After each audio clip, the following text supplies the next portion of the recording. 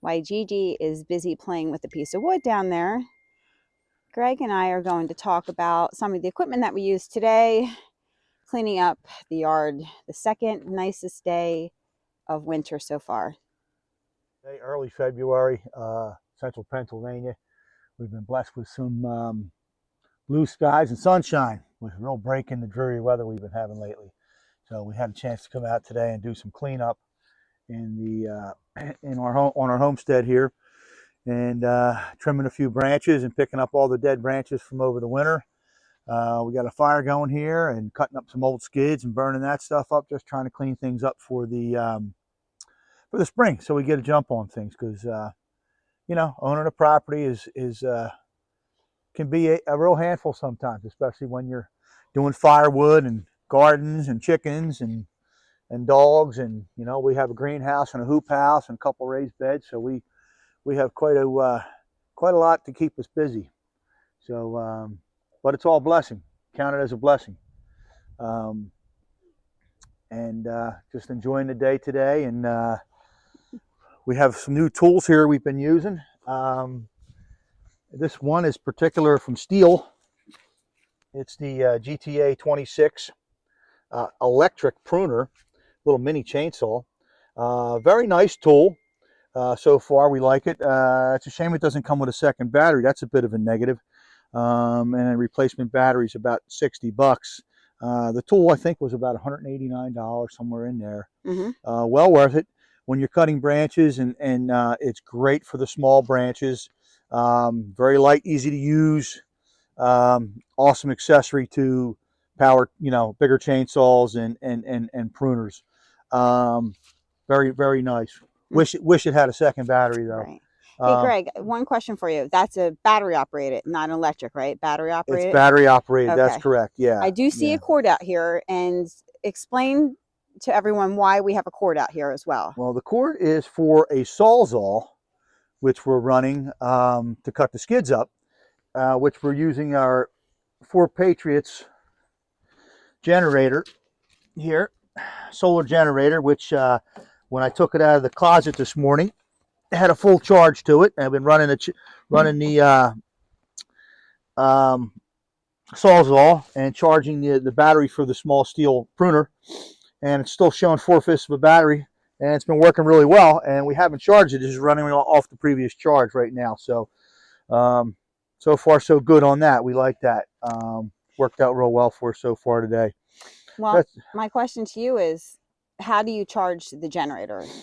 The generator, you can charge it two ways. One is to plug it into the wall of your house when you have power, obviously, or there is solar panels that come with it, which we don't have out right now, and use the sun to charge it. So there's a couple options on that, but it's a good accessory to have in the case of a power outage, to help you get through it till your power's restored. Just a good tool to have. Awesome. Awesome. Well, overall, it was a beautiful day, and everything, you know, worked out really nice. The generator came in handy, and that Stihl tool, let me tell you, that was a game changer for me. Let's go check the greenhouse out. This is a Hoclatherm Riga 5 greenhouse we've put up some years ago. Been a big help to growing your own veggies and such. And right now we have some onion starts in here. Oh, there's our first popper right there.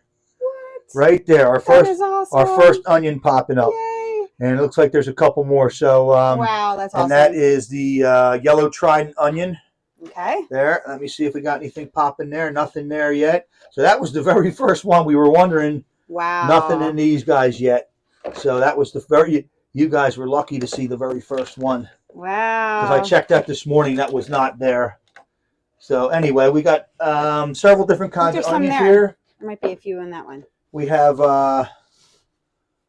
no, I don't see nothing. Yeah, there's one there. There's one there popping up and one there. Awesome. So these are the purpleette onions. This is a smaller, more like a candy onion. These are Cabernet. These are red onion that we're growing. These are Calabra. This is a yellow onion. Calibra, sorry. So, you know, we're just looking, we use onions almost every meal. A great food, especially if you have a good source of them. Nothing like having your own onions. We've grown onions from sets for years, and the little bulbs that you buy at the Home Depot or the Lowe's or your local garden center, your feed and grain place, and you get some decent onions out of them. But if you can do the seeds and then put the starts in the garden, we call them starts. They're basically little onion plants, and I can actually show you one because we have some here from last year that are partially frozen outside. So this is basically what an onion start will look like here. You buy these. Now these are a little bit gnarly. You can see this one's still alive though. That's actually still alive, and they've been sitting out here on the edge of the raised bed all winter long. That's how hardy they are. But you plant these in the ground, you grow these from seed. They get to about this size, and they look a little better than this, obviously, but not much, honestly. And you put these in the ground early in the year, and you get some decent onions out of them. And there's nothing like clean food, because that's what I'm all about, is clean food. So, yeah, good thing. So that's what's going on in the greenhouse so far. We have a heater in here, which we purchased. I got actually for a birthday present a couple years ago. This is a BioGreen Palma, specifically made for greenhouse use. This is made in Germany, I believe. Very nice unit. You can run it as a fan only if you like for circulation, and we have it hooked up to a thermostat here, a BioGreen thermostat, which was made to work with that. And there's also, this is the temperature sensor here. So they've proved to be very accurate and work very well. This is a little fan we got this year to just try this out to get some air movement here because it gets pretty hot in here. So yeah, neat stuff. It's like you're currently working on something here. Yeah, we have some lights here that we purchased last year. We're finally getting around to putting up, and we're thinking about growing some greens here shortly in the greenhouse, to start some spinach and arugula and mustards and that kind of thing. They don't mind the cold weather. But we have the thermostat set so it doesn't get any lower than 50 in here at nighttime, so it allows everything to not freeze. We took the heater out of here a couple weeks ago when we were getting some real single digits and cold temperatures overnight to freeze everything and try to kill everything in here. And now we're ready to start the new season. We're looking forward to it. So we also have a hoop house, which we set up last fall in one of our raised beds above the greenhouse here, which has been somewhat problematic because it can't take any type of snow load, and I should know better. But I neglected to reinforce it, and unfortunately it collapsed on us a couple times, and yeah, it's been a little bit of a problem, honestly. So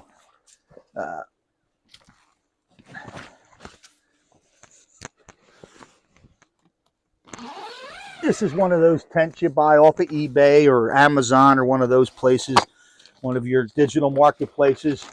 And you can see we've got some spinach and some romaine and different kales and stuff in here. But honestly, it's collapsed on us a couple times, and the boards have come tumbling down and crushed our stuff. And there's some broccoli and stuff in there too. So it's a little rough in here right now. I don't know what we're going to get out of it. Hard to say. The cold hit it pretty hard, but I'm sure we'll get some kale and some other things out of it. But it's a little rough right now. We also have some garlic on the far side of the hoop house here that we put in the fall. And You have two different types of garlic? there's two different types of garlic. The one type over here you can clearly see is sprouted up pretty good.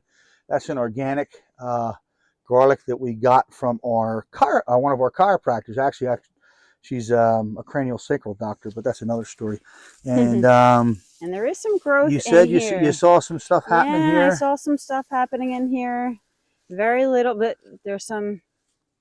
No, it's hard to see, but it definitely was coming up. There's something there. Yeah, we got some. Yep, right there. That's a little something there popping up. That might be a seed. No, that looks like that's a garlic. Yeah, it's a garlic. So I don't It's know. all through there. We'll I don't know. see. This side's not doing too good. These guys we put in, so that might be lost. I don't know. But we use the milk jugs to for some residual heat. They get heat in the warm. This is a very warm spot on the property. Southern exposure. As you can see behind me, beautiful blue sky here today in PA. And this is a nice warm spot. It's a funny story on this is one of our old dogs, when we moved here 20 years ago, one of our old dogs used to lay in this spot all the time. And she was smarter than all of us because she knew where the warm spot on the property was when we'd be out here cutting firewood and stuff. So it kind of gave me an idea that this is where we needed to put the greenhouse and the and a raised bed with a hoop house to get some winter growing going, to try to self-sustain a little bit. Watch it, G. I noticed that you have we have the straw barrels back there too, and that's to help as well with just keeping the heat in. Yeah, that's just an insulation thing. I'm not sure how good that's going to work out. I know straw is a good insulator. This is the north side behind us. A lot of cold air comes down off the mountain at nighttime, and so that was an effort to try to keep that warm. Yeah, you know, being the key word. yeah. But yeah, and this is what's left of a blackberry patch here that the deer helped themselves to last year. We have since that time put up a partial fence, which we intend on finishing, so that we may have some blackberries this year. Yeah, that would be nice. You know, they come and trimmed them in the early spring, and then they came back very vigorously, and I thought, that's really going to be better the second time around. And then the deer come back the second time around and help themselves again. So you got to sleep sometime. You can't be out here all the time. You know, so that's about it for today. I mean, a lot of work to do on the homestead. There's always projects going on.